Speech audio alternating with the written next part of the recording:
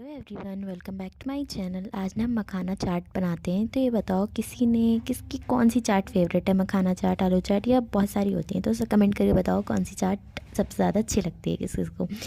Then सबसे पहले मैंने मखानों को घी में अच्छी तरीके से फ्राई कर लिया। देन मैंने बाउल में chopped onion, chopped green chillies, red chilli powder, salt, green chutney, red salt, coriander and red chilli sauce थोड़ा सा, देन उसको अच्छी तरीके से मिक्स कर लिया। देन जो हमने मखानों को फ्राई करा था वो उसमें डाले, दही डाला, ऊपर से आलू भुजिया डाली, दही मसाला डाला और बस ये हो गया रेडी। अगर वीडियो अच्छी लगी तो लाइक कर देना, चैनल पर नहीं तो सब्सक्राइब कर देना।